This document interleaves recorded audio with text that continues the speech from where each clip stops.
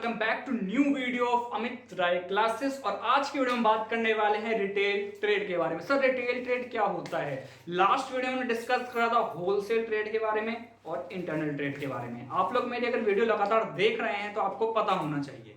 आज हम डिस्कस करने वाले हैं रिटेल ट्रेड के बारे में भी। रिटेल ट्रेड आखिर क्या होता है, इसके करैक्टरिस्टिक्स क्या होते हैं और ये कितने टाइप का होता है, सब डिस्कस करेंगे आज की वीडियो में। तो चलिए स्टार्ट करते हैं आज की वीडियो। तो सबसे पहले बात करते हैं रिटेल ट्रेड के बारे में। भाई रिटेल ट्रेड आखिर होता क्या है? रिटेल ट्रेड का मतलब होता है चीजों को लार्ज क्वांटिटी में खरीदना और छोटे छोटे लॉट्स में बेच देना। क्या समझे? यानी कि एक ही बार में बहुत सारी क्वांटिटी में खरीद लिया आपने, उसको थोड़ा थोड़ा करके दो दो तीन तीन क्वांटिटी में बेच देना कंज्यूमर को। हो सकता है एक भी बिके, एक दो तीन ऐसे छोटे छोटे क्वांटिटीज में बेचना, दैट इज रिटेल ट्रेड। अब रिटेल ट्रेड करता कौन है? तो आपने देखा होगा आपके घर के आसपास वो दुकान वाले होते हैं, वो आपके पड़ोस के दुकान वाले भैया, वो सामने की दुकान वाले अंकल, तो ये सब कौन होते हैं? ये रिटेल ट्रेड करने वाले होते हैं। अब क्योंकि रिटेल ट्रेड कर रहे हैं तो इनको क्या कहेंगे? सर रिटेलर्स कहेंगे। यानी कि जो रिटेल ट्रेड करता है उसको रिटेलर्स कहते हैं। समझ आई बात? चलिए अब बात करते हैं जरा, यहां जो मैंने लाइंस लिखी हैं इसके थ्रू, क्योंकि आपको मैंने खाली एक ओवरव्यू दे दिया है रिटेल ट्रेड के बारे में। तो देखो यहां लिखा हुआ है, it refers to that type of trade under which goods or services are bought in large quantities from a wholesaler। क्या बोला मैंने आपको? ये जो रिटेलर होते हैं लार्ज क्वांटिटी में गुड्स खरीदते हैं। तो किससे खरीदते होंगे? आप लोगों को पता होना चाहिए, एक पूरी चेन होती है जिसके अंदर गुड्स खरीदे और बेचे जाते हैं। लाइक सबसे पहले मैन्युफैक्चरर गुड बनाता है, वो होलसेलर को बेचता है, होलसेलर जो है रिटेलर को बेचता है और रिटेलर फिर कंज्यूमर को बेचता है। यहां क्या लिखा हुआ है? रिटेलर लार्ज क्वांटिटी में गुड्स खरीदते हैं। किससे खरीदते हैं? तो सर होलसेलर से खरीदते हैं। ठीक है। और फिर आगे क्या लिखा हुआ है? And sold to the ultimate consumers in small loads. जो मैं आपको पहले बता चुका हूं, क्या करते हैं ये छोटी छोटी क्वांटिटीज में अल्टीमेट कंज्यूमर्स को, यानी जो फाइनली इसको कंज्यूम करने वाले हैं, यानी जिनका कोई पर्पस नहीं है आगे बेचने का, जो इसको कंज्यूम करने वाले हैं अपने लिए, उनको बेच देते हैं छोटी छोटी क्वांटिटीज में। समझ आई बात? रिटेल ट्रेड का मतलब क्लियर हुआ आपको? अब बात करते हैं इसके करैक्टरिस्टिक्स की। तो देखो यहां लिखा हुआ है last link among the trade middleman. तो ये ट्रेड मिडलमैन का मतलब क्या है सर? कि जिसमें खरीदना और बेचना दोनों शामिल होता है। देखो पहले मैन्युफैक्चरर ने होलसेलर को बेचा, ठीक है, एक बार बेच दिया, फिर होलसेलर ने क्या करा? रिटेलर को बेचा आगे। अब रिटेलर ने क्या करा? आगे कंज्यूमर को बेच दिया। अब कंज्यूमर, क्योंकि नाम से पता लग रहा है कंज्यूमर, जो अपने लिए कंज्यूम कर ले गुड्स को, वो कंज्यूमर होता है। तो जब वो अपने लिए कंज्यूमिंग कर रहा है तो वो आगे बेचेगा किसी को? नहीं बेचेगा भाई। तो इसका ये कह सकते हैं कि लास्ट जो गुड बिकता है वो किसके पास से बिकता है? रिटेलर के पास से बिकता है। उसके बाद गुड आगे बिकता ही नहीं है, सीधा कंज्यूमर के पास पहुंचता है, कंज्यूमर इसको खत्म कर देता है, आगे वो बेचता ही नहीं है। तो ये कह सकते हैं हम कि रिटेलर जो होता है लास्ट लिंक होता है ट्रेड मिडलमैन के अंदर। समझ आई बात? अगले पॉइंट की बात करते हैं। सर यहां लिखा हुआ है deals in number of things. अब सर जो ये रिटेलर होते हैं ना, इनके पास बहुत सारी चीजों में ये डील करते हैं। आपने देखा होगा आपकी पड़ोस की दुकान वाले जो लोग होते हैं, जो किराने की दुकान वाले होते हैं, इनके पास हमने देखा होगा भाई इनके पास बहुत तरह के गुड होते हैं सर। जैसे मिल्क हो गया, बिस्किट हो गया, साबुन हो गया, टूथपेस्ट हो गया, राशन हो गया, यानी कि बहुत चीजें होती हैं जो भरपूर होती हैं। तो क्या कह सकते हैं कि भाई ये बहुत सारी चीजों में डील करते हैं। समझ आई बात? जबकि होलसेलर क्या था? एक स्पेशल टाइप के गुड में ही डील करता था, लेकिन रिटेलर क्या है? बहुत सारी चीजों में डील करते हैं। ठीक है, अगले पॉइंट की बात करते हैं। सर यहां लिखा हुआ है purchases goods from the wholesale trader and sells them to the consumers. देखो आपको मैंने ऊपर ही बता दिया था, होलसेलर से गुड परचेज करते हैं और अल्टीमेट कंज्यूमर को सेल कर देते हैं। That's it. अगले पॉइंट की बात करते हैं। He purchases comparatively less goods than the wholesale trader। अब जो ये होलसेलर होते हैं ये तो स्पेशल टाइप के गुड में डील करते हैं, तो ये तो भाई खरीद लेंगे बहुत सारी क्वांटिटी में गुड मैन्युफैक्चरर से। लेकिन जो रिटेलर होते हैं ये बहुत टाइप के गुड में डील करते हैं, यानी कि डिफरेंट डिफरेंट टाइप के गुड में ये लोग डील करते हैं। तो इन्हें तो भाई हर टाइप के गुड की जो है थोड़ी थोड़ी क्वांटिटी खरीद के रखनी पड़ेगी बेचने के लिए। ठीक है, अगर ये एक ही टाइप के गुड में डील करते तो ये भी बहुत ज्यादा क्वांटिटी में खरीदते। ठीक है, लेकिन ये हर टाइप के गुड में डील करते हैं तो इनको हर टाइप के गुड की थोड़ी थोड़ी क्वांटिटी खरीदनी पड़ती है अलग अलग होलसेलर से। तो इसलिए हम बोलते हैं कि जो इनकी जो परचेजिंग क्वांटिटी होती है वो होलसेलर के मुकाबले कम ही होती है। लाइक कोई टूथपेस्ट का होलसेलर है तो वो तो हजार पीस खरीद लेता है, लेकिन रिटेलर जो होते हैं टूथपेस्ट के खाली 200 पीस ही खरीद के लेके आते हैं। ठीक है, फिर बाकी वो पैसा वो राशन वगैरह खरीदने में लगा देते हैं, साबुन वगैरह खरीदने में लगा देते हैं। तो इसलिए हम बोल सकते हैं कि इनकी जो परचेजिंग क्वांटिटी होती है होलसेलर के मुकाबले कम होती है। समझ आई बात? अगले पॉइंट की बात करते हैं। सर यहाँ लिखा हुआ है he needs comparatively less capital. अब जो ये रिटेलर होते हैं ये बहुत सारे गुड में डील करते हैं, अलग अलग तरह की गुड में डील करते हैं। तो ये हर तरह की गुड की थोड़ी थोड़ी क्वांटिटी जो है खरीद के रखते हैं अपने पास, तो उसको खरीदने में ही इनको बहुत ही कम पैसों की जरूरत पड़ती है। क्यों सर? क्योंकि थोड़ी थोड़ी क्वांटिटी खरीदते हैं, लाइक 100 पीस 50 पीस इतनी क्वांटिटी खरीदते हैं। तो इसको खरीदने के लिए क्या इनको ज्यादा कैपिटल चाहिए होगा? सर नहीं, बहुत ही लेस कैपिटल चाहिए होलसेलर के मुकाबले। यानी जितनी कैपिटल होलसेलर को चाहिए उसके मुकाबले इनको कम चाहिए कैपिटल। क्यों सर? होलसेलर जो है स्पेशल टाइप में डील करता है, स्पेशल टाइप के गुड में डील करता है। ठीक है, तो उसको तो भाई उस स्पेशल टाइप के गुड की बहुत सारी क्वांटिटी रखनी पड़ेगी अपने पास। लाइक कोई वॉशिंग मशीन का डीलर है तो उसको तो भाई वॉशिंग मशीन की बहुत सारी क्वांटिटी खरीद के रखनी पड़ेगी अपने पास। ठीक है, तो उसको तो भाई ज्यादा कैपिटल चाहिए होगा। ठीक है, लेकिन यहाँ जो रिटेलर होते हैं इनको तो भाई अलग अलग तरह के गुड बेचने होते हैं, तो ये क्या करते हैं हर टाइप के कम कम गुड खरीद कर रखते हैं। लाइक वॉशिंग मशीन 2-3 पीस खरीद लिया, माइक्रोवेव 4-5 पीस खरीद लिया, तो ये इस तरीके से इनको कैपिटल की जरूरत भी कम होती है। ठीक है, होलसेलर के मुकाबले। समझ आई बात? अगले पॉइंट की बात करते हैं। सर यहाँ लिखा हुआ ही often purchases goods both in cash and on credit. अब ये जो रिटेलर वगैरह होते हैं ये गुड्स खरीदते हैं कैश में भी क्रेडिट में भी, यानी कि कैश देकर भी गुड खरीदते हैं और उधार में भी गुड खरीदते हैं। किससे?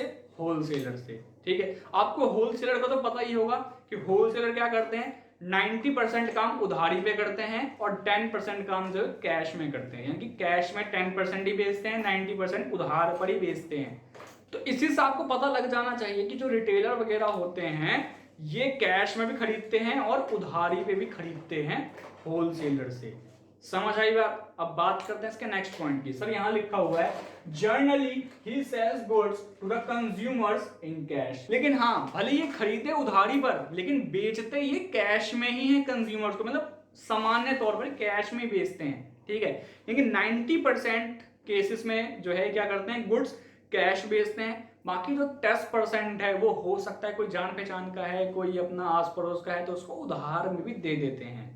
समझ आई बात? तो ये तो हो गया रिटेल ट्रेड का कैरेक्टरिस्टिक्स। अब बात करते हैं भाई सर्विसेज कौन कौन सी प्रोवाइड करते हैं, यानी कि एक अपने से पहले वाले को और एक अपने से बाद वाले को। आपने पूरी वो चैन देखी होगी जिसके अंदर गुड्स की सप्लाई होती है, लाइक प्रोड्यूसर से पहले होलसेलर के पास, होलसेलर से रिटेलर के पास, रिटेलर से कंज्यूमर के पास, ये पूरी चैन थी। ठीक है, तो हमने होलसेल ट्रेड के अंदर पढ़ा था कि होलसेल ट्रेड में जो होलसेलर होता है वो अपने से पहले वाले को क्या सर्विस देता है और अपने से बाद वाले यानी कि रिटेलर को क्या सर्विस देता है। अब पढ़ेंगे कि जो ये रिटेलर होता है वो अपने से पहले वाले यानी कि होलसेलर को क्या सर्विस देता है और अपने से बाद वाले यानी कि कंज्यूमर को क्या सर्विस देता है। तो यहां लिखा हुआ है सबसे पहले सर्विसेज टुवर्ड्स होलसेलर्स। सबसे पहला पॉइंट आता है to provide necessary information. Market के अंदर कंज्यूमर की डिमांड किस गुड के प्रति ज्यादा है, किस प्राइस पे कंज्यूमर गुड को खरीदना चाहता है, ये सारी जानकारी होलसेलर को जाके बताना रिटेलर का काम होता है। अब वो अगर होलसेलर को जाके बता देगा तो होलसेलर भी अपने हिसाब से ही गुड्स को खरीदेगा। उसको पता रहेगा कि भाई मुझे इस गुड को ही खरीदना है क्योंकि इस गुड की डिमांड जो है ज्यादा है मार्केट के अंदर। तो ये एक सर्विस रिटेलर प्रोवाइड करता है होलसेलर को, वो इंफॉर्मेशन उसको प्रोवाइड कर देता है। ठीक है, तो ये होगी इसकी पहली सर्विस। दूसरा आता है हमारे पास to create demand. Sir demand create करने से होलसेलर को क्या फायदा होता है? रिटेलर ने डिमांड तो क्रिएट कर दी, चलो ठीक है, तो समझ आ रहा है कि रिटेलर जो है कंज्यूमर को जाके बताएगा कि देखो भाई ये वाला गुड आया है मार्केट के अंदर, इस गुड के इतने फायदे होते हैं, ये गुड इतने प्राइस में मिल जाएगा आपको, ये तो हमको समझ आया कि भाई डिमांड ऐसे क्रिएट करी जाती है। लेकिन डिमांड क्रिएट करने से होलसेलर को क्या फायदा होता है? सर होलसेलर को फायदा ये होता है कि होलसेलर ने जो है प्रोड्यूसर से गुड खरीद लिया, यानी कि नया नया गुड प्रोड्यूसर ने बनाया था, वो गुड होलसेलर ने खरीद लिया। अब उस गुड को बिकवाने की जिम्मेदारी होलसेलर के पास है। अब होलसेलर जब तक वो गुड बिकवाएगा नहीं तब तक क्या होगा, उसके पैसे ब्लॉक ही रहेंगे। तो रिटेलर उसकी हेल्प कर देता है उसके गुड को बिकवाने में। रिटेलर क्या करता है, उससे गुड खरीदता है, उसको बोलता है देखो मैं तुम्हारा गुड ये बिकवा दूंगा। कैसे बिकवाऊंगा?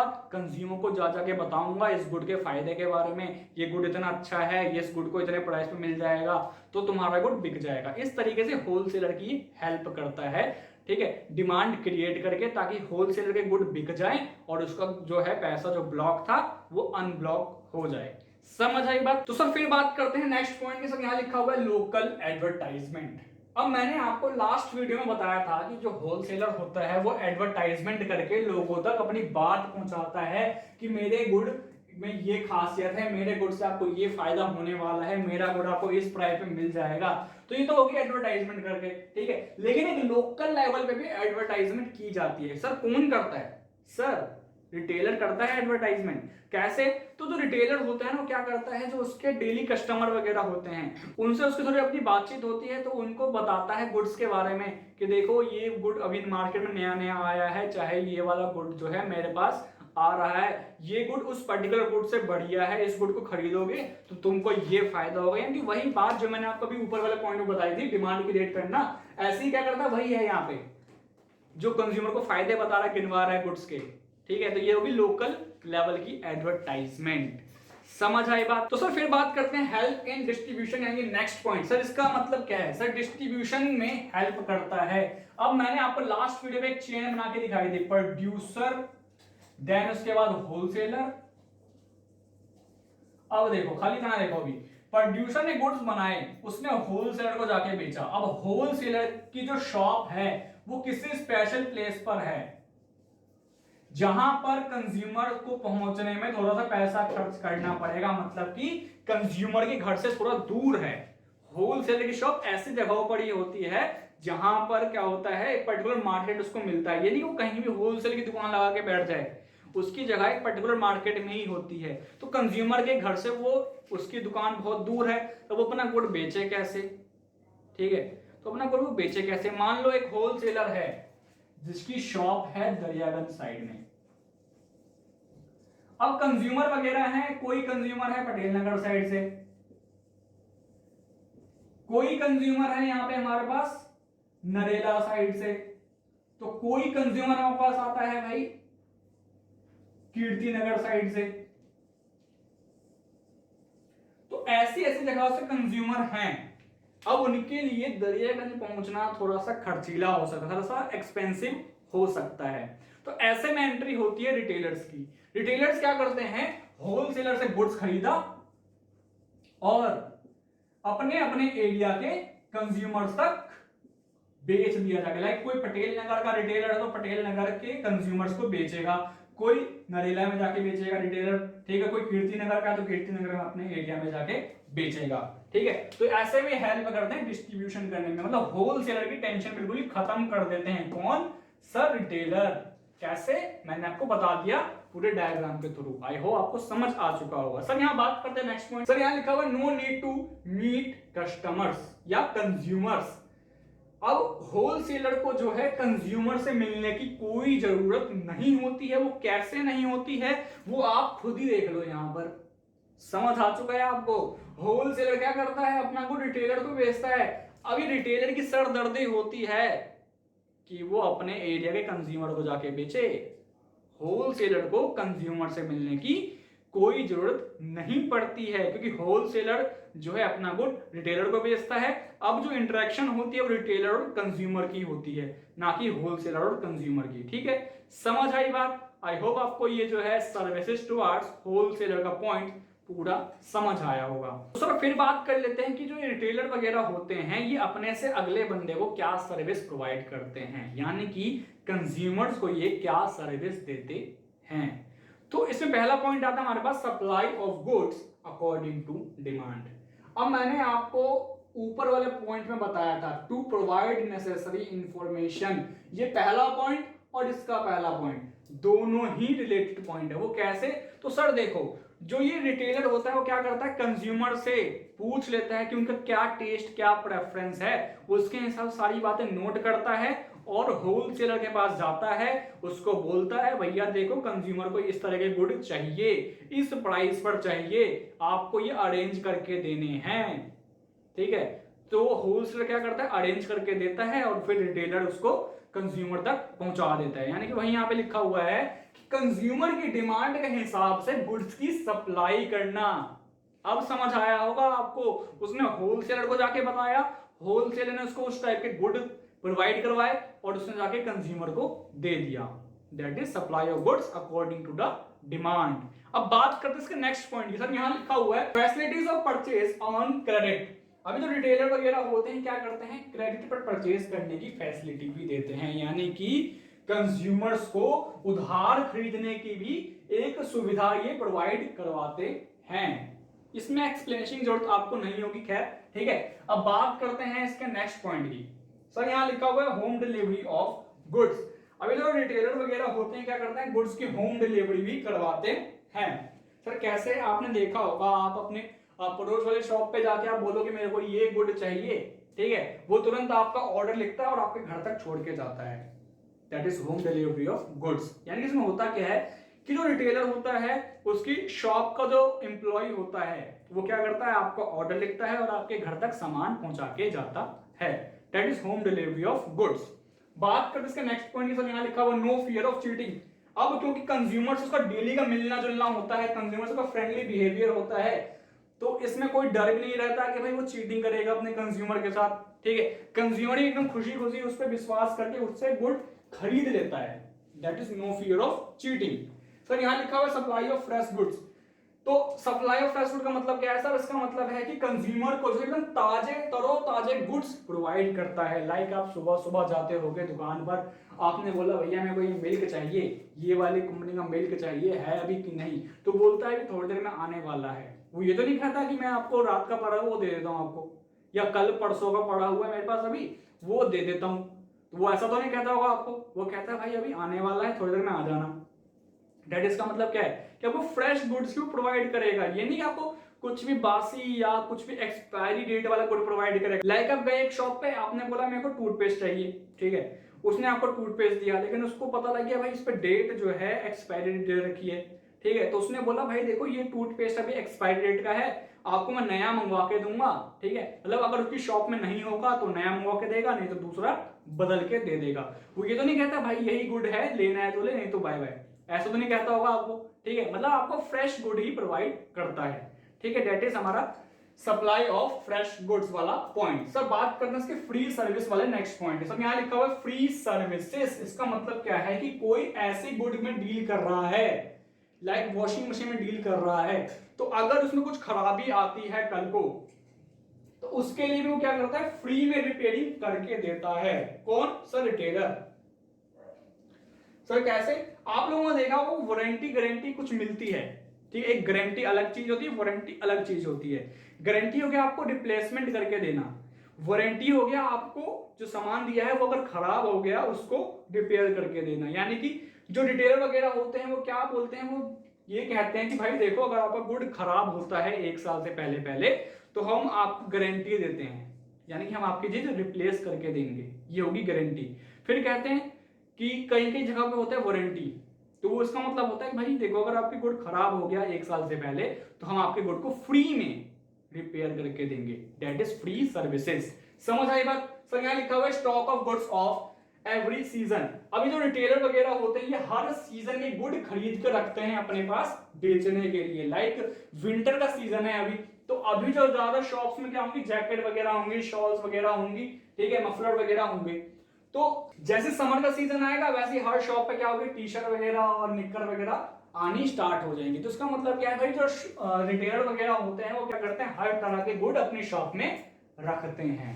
That is stock of goods of every season. I hope आपको ये समझ आया होगा पूरा का पूरा रिटेल ट्रेड। अगर आपको समझ आया है तो भाई वीडियो को लाइक करना, कमेंट करना, शेयर करना, और सबसे इंपॉर्टेंट बात, अगर आप लोगों ने अब तक चैनल सब्सक्राइब नहीं किया है तो भाई जल्द से जल्द चैनल को सब्सक्राइब कर लें, क्योंकि ये चैनल आप लोगों के लिए ही है। आप लोग तो फ्री एजुकेशन पहुंचाने के लिए ये चैनल क्रिएट करा गया है। आई होप आप लोग चैनल को सब्सक्राइब कर देंगे, ठीक है दोस्तों, और साथ में बेल आइकॉन को भी जरूर प्रेस करें ताकि आपको फ्यूचर में आने वाली वीडियोस की नोटिफिकेशन सबसे पहले देखने को मिल सके। तो मिलते हैं आपसे नेक्स्ट वीडियो में, तब तक देखते रहें अमित राय क्लासेस। धन्यवाद।